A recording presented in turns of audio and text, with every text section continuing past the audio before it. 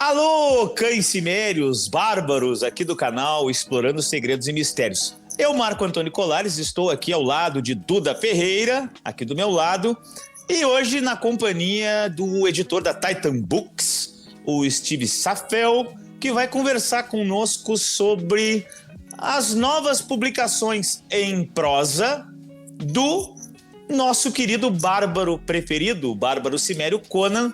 Agora o Conan saiu da Marvel, está na Titan, vai ter histórias em quadrinhos, com Jin Zub, com o Latorre, vai ter também já uma obra, já está lá nos Estados Unidos, né, para ser degustada. Então a gente chamou o Steve aqui para conversar sobre isso. Então é um prazer, ele falou que é um prazer estar aqui, Ele falou que já fez muitas entrevistas, né, ao longo dos anos, mas essa é a primeira entrevista que ele está fazendo para o público brasileiro, né, então vai ser uma primeira vez maravilhosa. Aliás, pode contar para o Steve uma coisa que aqui no Brasil, né, Duda, é muito forte o Conan aqui, né?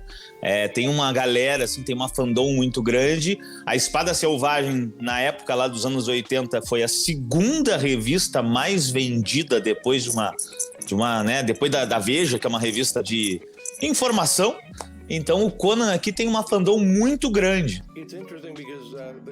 Primeiro ele viu as histórias no Savage Tales, depois ele, né, a Savage Sword of Conan, e aí ele foi atrás dos livros da Lancer, das edições em capinha mole, em paperback, da Lancer, que tinha histórias do Robert E. Howard, do Lynn Carter e do Alice Sprague de Camp. Mas o interesse apareceu por causa dos quadrinhos.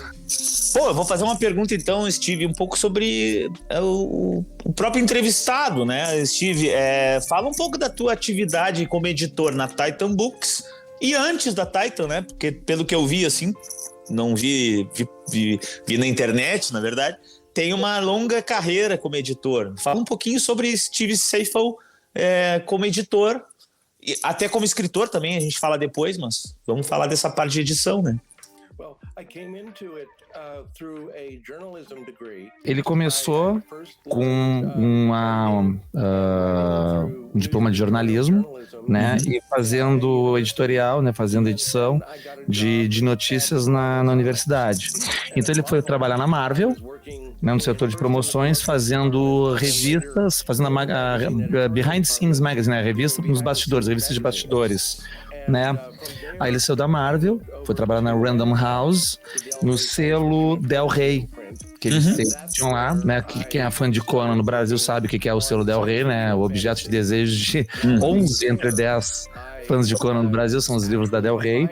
E lá ele trabalhava com ficção científica e fantasia, e durante lá esse trabalho ele conseguiu os direitos dos escritos do Robert E. Howard, as histórias do Conan, do Solomon Kane, do Bram McMahon, do Rei Kull, as histórias de deserto. Ele começou a fazer um alinhamento que deu na coleção Wandering Star, né, que é aquela coleção lindíssima, ilustrada do Conan. Que foi quando ele começou realmente o trabalho editorial dele de Conan, edição do Conan. Aí ele saiu da Random House e foi para Titan Books, de novo, trabalhar com ficção científica, com fantasia, com livros ilustrados. Ele ele editou o livro ilustrado do Charles Vess de Stardust, que é o Mistério da Estrela, tem até o filme no Brasil, que é do Charles Vess com o Neil Gaiman, livro de ilustrações do Drew Struzan, que para quem não sabe é aquele cara que desenha os pôsteres de Star Wars. Fantástico. O cara desenha pra caramba, né? O Drew Struzan, ele faz os pôsteres desde o episódio 1 pra cá. Do episódio 1, aquela máscara fantasma. Os pôsteres desenhados são do Drew Struzan, ele tem uma carreira fantástica de desenho. E do Robert McGuinness, que também é um ilustrador fantástico. Procura no Instagram, que o cara é muito bom. E na Titan, ele conseguiu fazer uma parceria com a Heroic Signatures pra engendrar algo para começar a fazer uma linha nova de ficção usando o Conan, né? Trazendo o Conan e fazendo novas histórias do Conan. E aí ele voltou a editar o Conan. É importante, assim, para o público brasileiro o peso do trabalho do Steve Saffel. Por exemplo, a Del Rey Books, o selo, né, da Del Rey, são todo um trabalho de curadoria com os textos originais do Robert E. Howard, que, por exemplo, eu estou fazendo trabalho acadêmico em doutorado, né?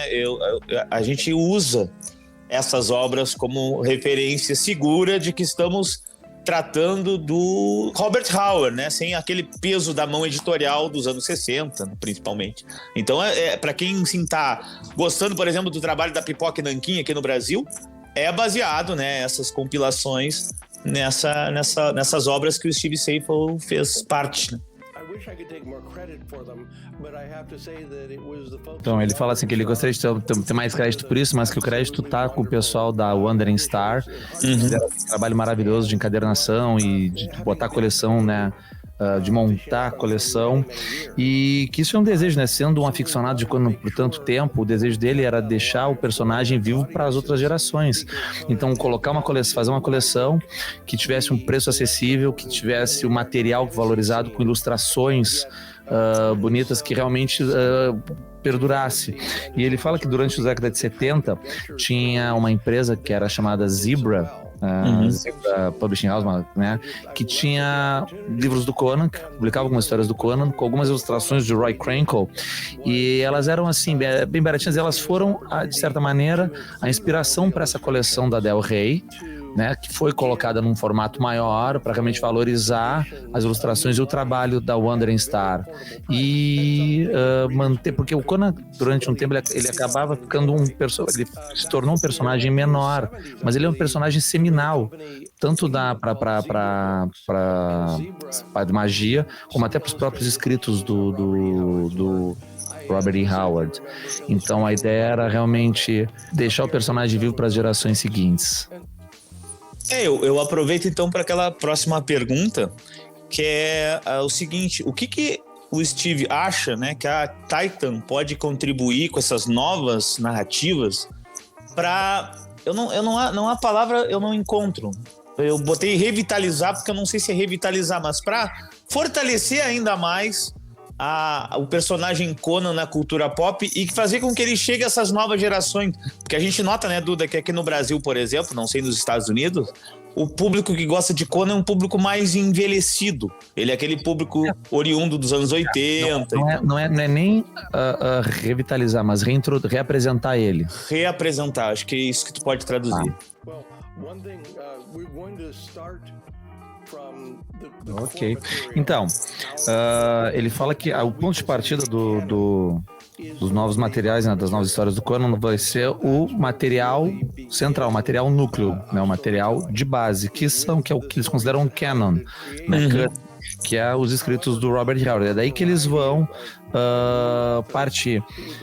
Que tem uma variedade de novos autores que podem pegar esse material e usar eles para a partir daí fazer uma coisa nova, porque o Conan, ele tem essa coisa de vagar, né, de ser um errante, né, que ele é o outro de dois cimérios que se conhece os escritos do Robert Howard, que saíram vagando pelo mundo, sempre atrás de fama e fortuna, né, e que o Robert Howard, ele foi capaz de criar essa coisa da Ereboriana muito rica e cheia de análogos ao nosso mundo, né, ao mundo que a gente conhece, né, tem os análogos da África, da Escandinávia, do Oeste, do Oriente, alguns análogos até com relação aos Estados Unidos. E como ele era um cara muito letrado, ele lia muito, mesmo vivendo numa cidadezinha como era Cross Plains, no Texas, ele conseguiu colocar esses elementos todos nas histórias do Conan de maneira muito brilhante. Então, o Conan tendo essa coisa de ser um errante, é muito material, dá para pegar muita coisa desse cânone todo do Conan que os autores novos vão colocar. Por exemplo, uma coisa que ele falou, que uma das primeiras histórias que eles já fizeram é um tie-in, né, uma conexão direta com Red Nails, né? Esse autor, ele fala, né, que a gente falou, Wes M. Sterling, já tá até no site da Titan lá, né, em inglês, o livro, que ele é um autor que já tem uma certa experiência com fantasia e com história alternativa. Então, ele é um autor que ele consegue deixar muito vívida o texto dele. Muita experiência, por exemplo, Conan Atrás de Comida na Savana, tu consegue sentir o cheiro, tu consegue sentir o calor escaldante na tua pele, tu consegue ouvir os animais circundando ele. E é uma coisa que é um romance maior, né? É um romance, não um conto. Porque a maioria do trabalho do Robert E. Howard era feito em um conto. Então, às vezes, mesmo no conto, né, sendo intenso e seminal, não dava para se aprofundar muito em muitos aspectos do personagem. Então, no romance dá para se aprofundar mais. Então, a partir daí, o material mesmo, assim, a base para atrair novos leitores é isso, é pegar esse material, todo esse cânone que já tem do Conan, que já foi criado com esse universo, esse mundo da Ereboriana que o próprio Robert E. Howard criou, e usar ele na mão de autores competentes para realmente atrair novos leitores. Perfeito. Até vou aproveitar, então, falar um pouco do Starling, né? O autor, o Stephen Michael Starling, é assim que é o nome? Starling, o apanho desses nomes. Mas esse autor, ele tem uma obra de ficção, de fantasia, e o Steve já me falou por e-mail que o contato dele com o Conan é uma história interessante. Então, eu quero perguntar, assim, como é que foi a escolha por esse autor para ser a primeira obra, né? Vai ser o quê? O Sangue da Serpente, acho que vai ser traduzido, The Blood of the Serpent, né? E qual foi a escolha e como é que se dá a relação desse escritor com o Conan? Porque o Steve me falou que tem uma história interessante para contar aí para nós, público brasileiro, sobre esse primeiro contato dele com o Conan. Então, ele estava, quando ele chegou no nome do Steve, ele estava procurando um autor que tivesse já uma certa estatura, né? Que já tivesse uma certa fama entre os autores. E aí o Steve, ele já tinha vários livros, né, de best-sellers do New York Times, né? E personagens que não eram nem licenciados nem propriedades intelectuais, né? Nenhum deles. E ele já tinha uma certa base, né? Tanto com os vendedores de livros, já era conhecido pelos vendedores, né? Pelos livreiros, quanto pelos leitores. E uma coisa que esse autor, o Steve, o S.M. Stirling tem, é uma atenção exagerada, assim, meticulosa com elementos históricos, né? Então, o que permite um grau maior de aprofundamento, de detalhe, de realmente imersão na cena, no que está acontecendo, na história que está sendo contada. E eles haviam se encontrado em diversas convenções ao longo dos anos, eles conhecem há um bom tempo. E aí, na convenção na Dragon Con de 2021, em Atlanta, na Geórgia, eles se encontraram lá. Ele estava andando pelos salões lá da convenção, e aí ele encontrou o Steve um dia, o S.M. Stirling encontrou, né? O Steve encontrou o S.M. Stirling, e ele falou: tá disponível para o almoço amanhã? Tome. Aí eles encontraram no almoço no dia seguinte, né? E aí ele falou: olha, eu tô trabalhando num projeto com o Conan, do Robert E. Howard, quero saber se tem interesse. E nessa mesma hora, a cara do Steve, do S.M. Stirling, né, do Stirling, se iluminou, e ele falou que sim, né, que tô querendo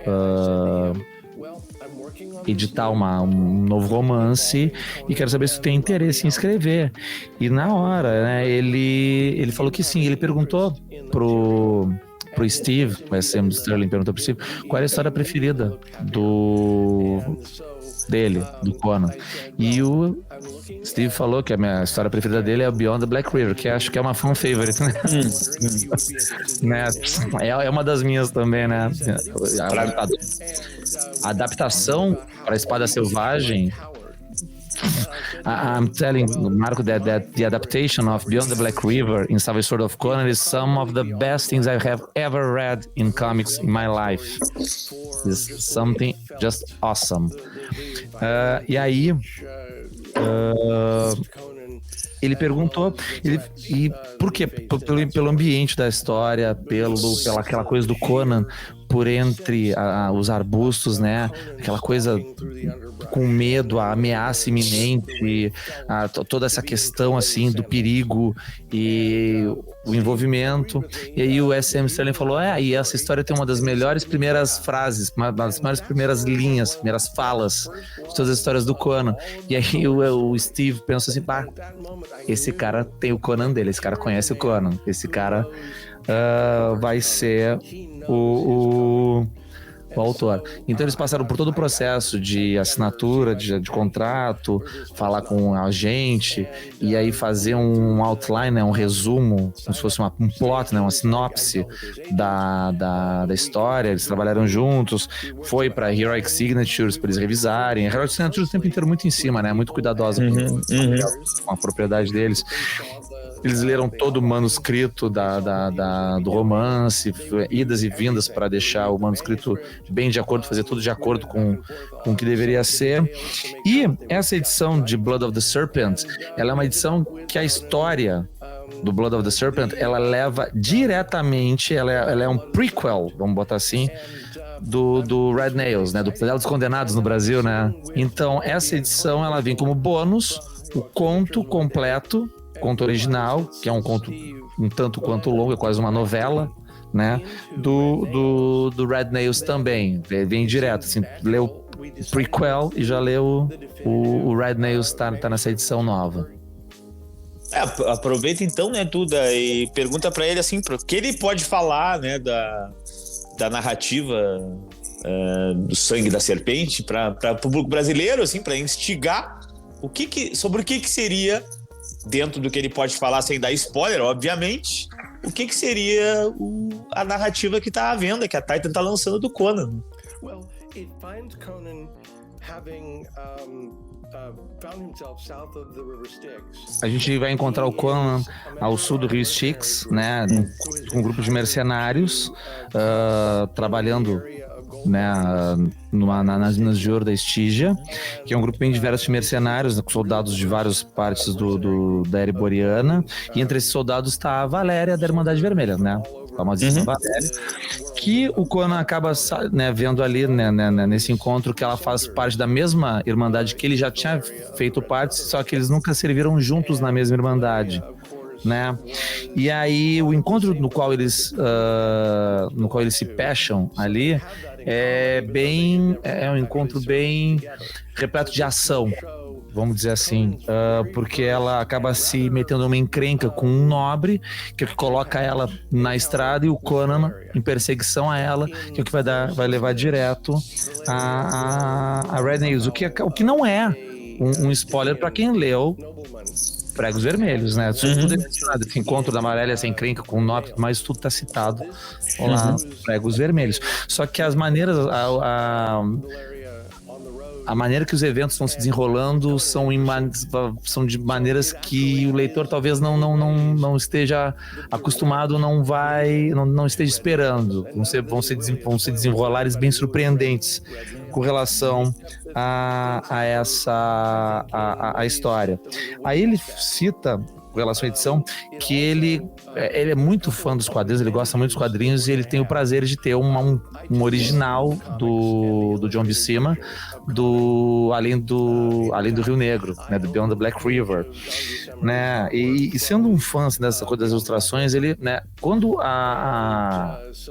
o Red Nails foi serializado na Weird Tales, antes de cada capítulo, antes de cada parte, vinha uma ilustração muito bonita dele. Sempre vinham ilustrações muito bem feitas, muito bem desenhadas, né? Muito bonitas para dar para ilustrar a história. Então eles chamaram o Roberto Della Torre para fazer ilustrações na edição, que estão espalhadas pela edição, para dar essa ideia também de serialização, de dar essa ideia também daquela história serializada, da coisa da revista Pulp, com as ilustrações.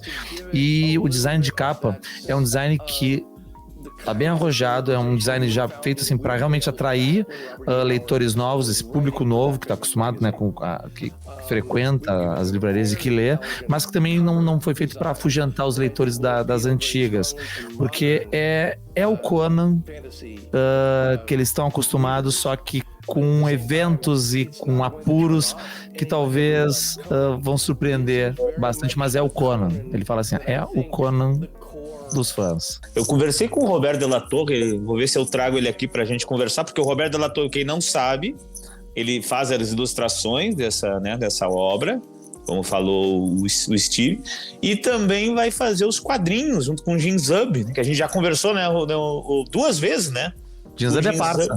O Jim Zub é parça aqui da gente e vai fazer também na Titan. O Steve me falou que ele não cuida da parte dos quadrinhos, ele cuida da parte da prosa, né? Depois a gente procura também a parte dos quadrinhos da Titan. Então passa para ele também, né? A gente quer conversar uma hora com o Latour, que é um excelente, um exímio artista completo, um dos melhores do mundo.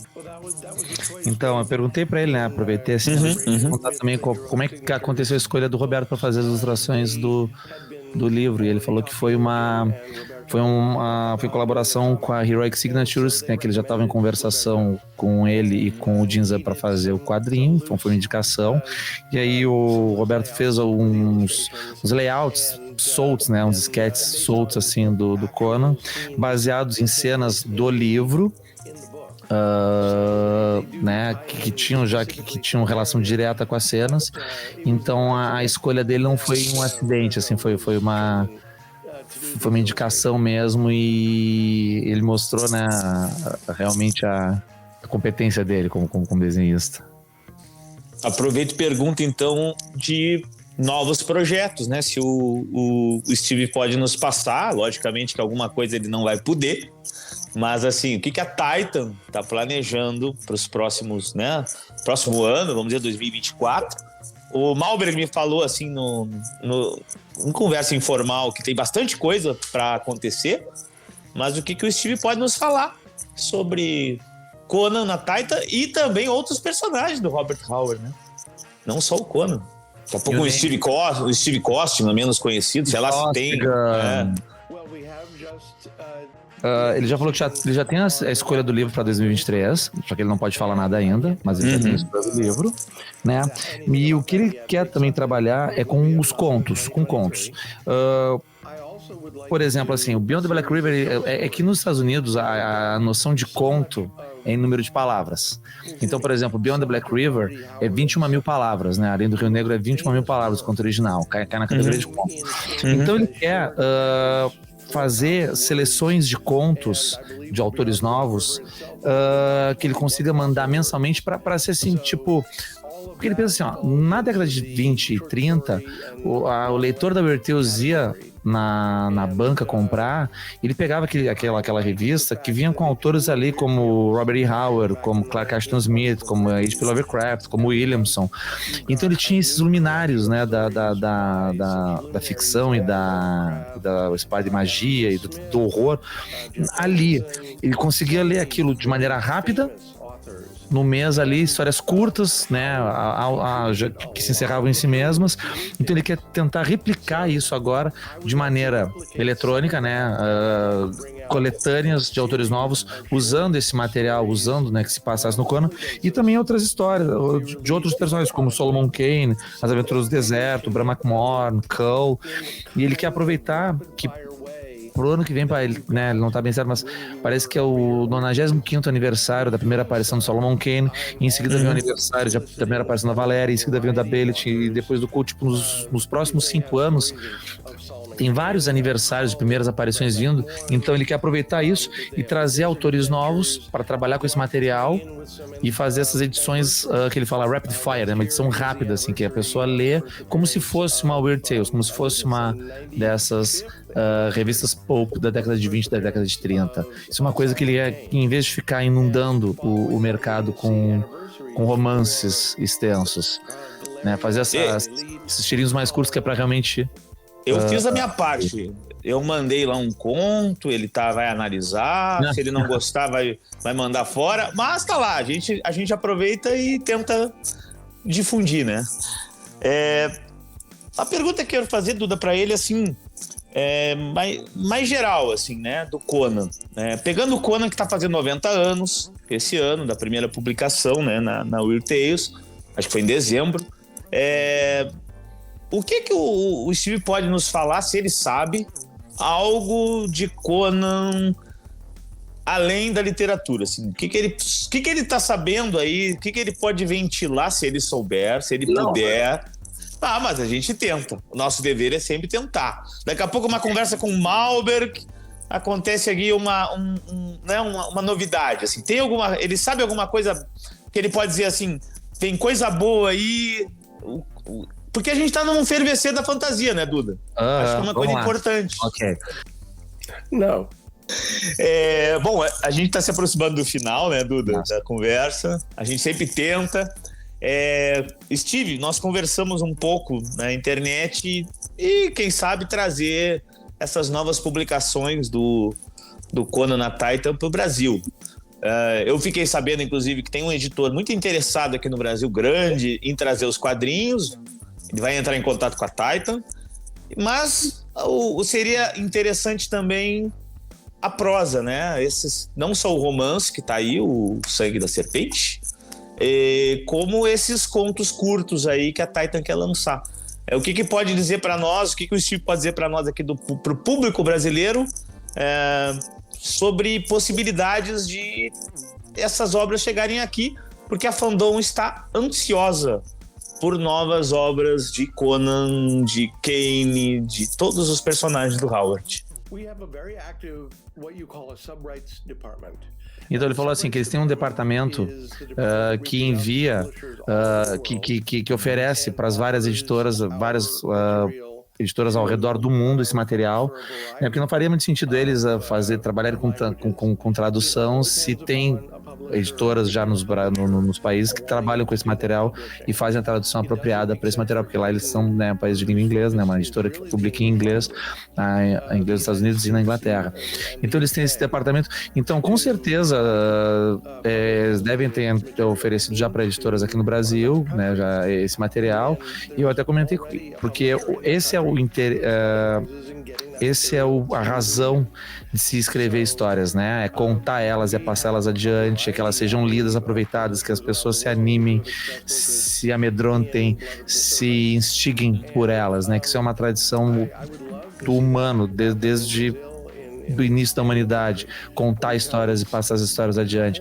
E eu falei para ele que agora seria o momento perfeito para isso acontecer, né? Que com certeza deve ter algum editor já no Brasil de olho nisso, porque tem montes de coisas do Conan sendo publicadas e cada vez publicando mais, né? Eu falei para ele dos ônibus da Marvel, dos ônibus da Dark Horse, dos ônibus da coleção da Savage Sword, do Conan da Pipoca Nanquim, do Conan da Glenar. Então, tipo, agora seria o momento perfeito para isso. Ele falou, a gente está em total acordo, a gente concorda totalmente nisso e, havendo interesse, a gente tem material. Perfeito. É isso, eu queria agradecer, né? Vamos finalizar então nossa conversa de 1 hora para poder o Steve descansar, deve ter trabalhado no longo do dia, o Duda também. Eu agradeço, sim, o contato, ele foi muito solícito. Quando eu mandei o conto lá, ele mandou o e-mail lá para mandar um conto para ele avaliar. Quando a gente conversou, chamou para entrevista também. Ou seja, o Steve é muito solícito para receber pessoas que gostam desse material e que cultuam os personagens do Howard, enfim. E que a Titan tá com tanta qualidade, parece, assim, né? Parece que realmente são pessoas que conhecem o personagem, que conhecem Robert Howard. Depois do currículo do Steve, eu acho que fica claro. Então eu quero agradecer, né, Duda? Passa para ele essa minha finalização aí.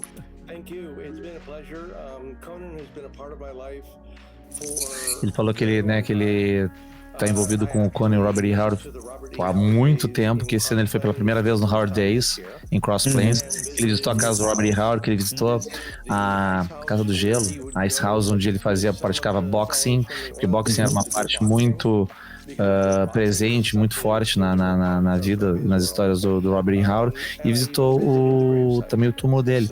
Então, assim, que ele nunca teve tão envolvido com Conan e Robert E. Howard como agora. Então foi um prazer bem grande falar com a gente aqui. Então é isso. Agradeço, até a próxima conversa. Virá mais Conan e personagens de Howard aí, graças a esses trabalhos. Que mais narrativas possam vir, né, Duda? Que a fantasia siga forte, que o pai da espada e feitiçaria continue brilhando aí, chegando a todas as gerações. A gente agradece e até a próxima. Thank you. Have a good evening.